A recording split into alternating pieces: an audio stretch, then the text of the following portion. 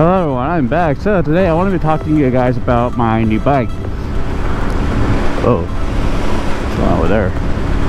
Anyway, so as you imagine, I have bought a new bike, which is, if you haven't known already, a 2010 Ducati 696. So I'm going to tell you why did I get this bike, why did I decide to get a Ducati, and all of that. So first thing is, why did I get a Ducati? Well, first reason is more of a curiosity type of deal really on, and yes, I do have to check engine light, but it's for fuel. Turns out it's just my idle adjustments, it's just a little bit off. So yeah, I need to fix it. And I'm riding in this fucking freezing ass cold weather.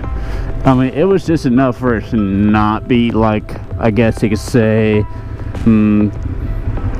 what's the best word of choice of this situation?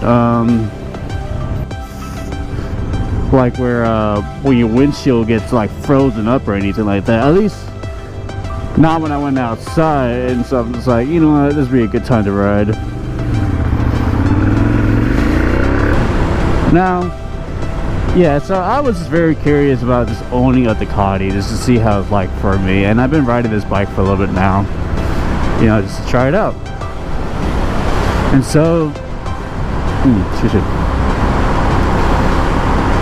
so that just comes back to the question, like, will I regret it? Will I love it? Or will I get to a point where I'm just like, yeah, never again sell this Ducati, or will I just buy another one after, you know, whatever happens to this Ducati?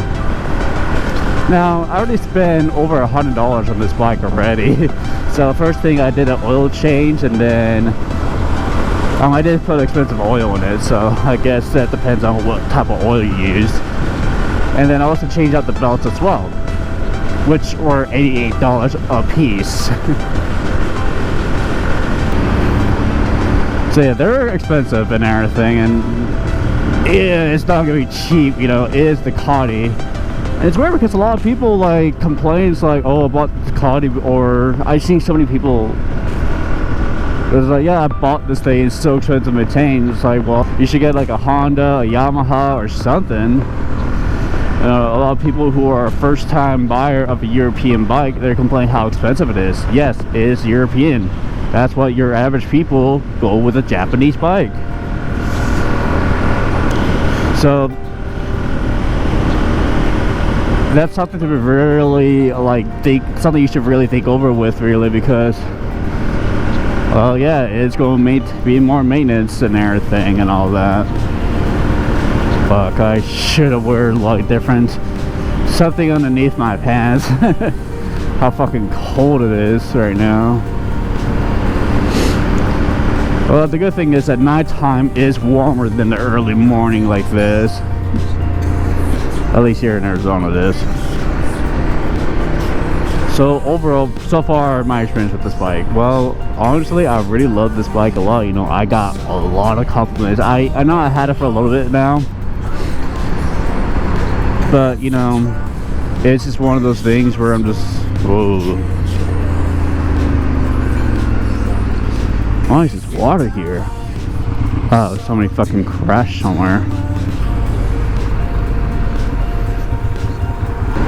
So yeah, so it's to expect that, yeah, you need to do a lot more maintenance on it, obviously, and if you complained about it, then you shouldn't even got it to begin with. From that point, you should have just sell it like right now and just go for something Japanese.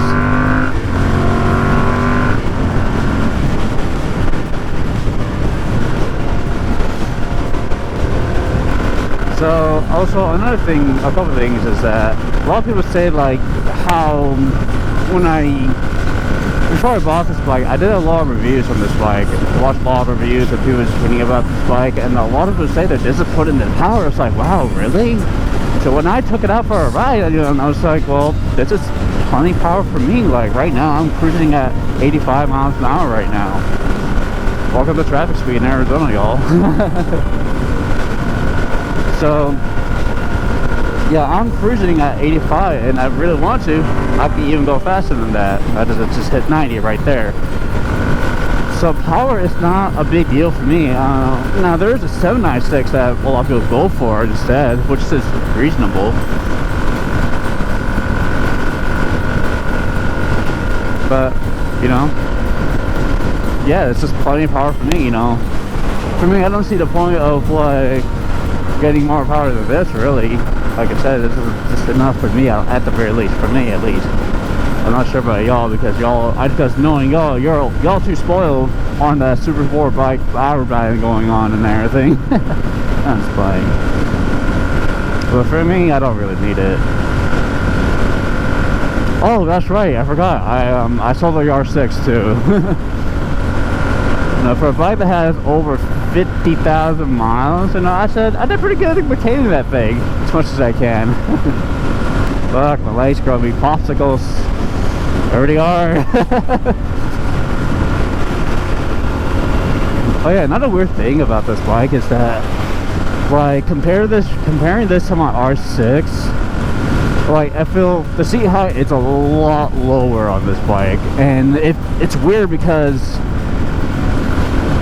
well, because before that on my R6, I used to be able to see just about everybody's on almost everyone's roof and everything, but now with this bike, I'm just like, damn, I feel a lot shorter.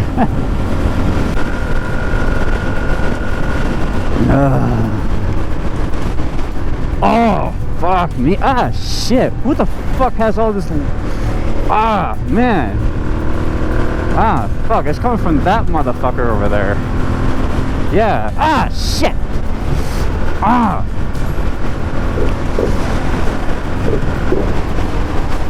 Ah, shit. I felt. Ah, fuck me. Okay, who the? It's this motherfucker. It's like all the shit that he has in the bag. It's like hitting my fucking leg. Fucking prick. Hold up.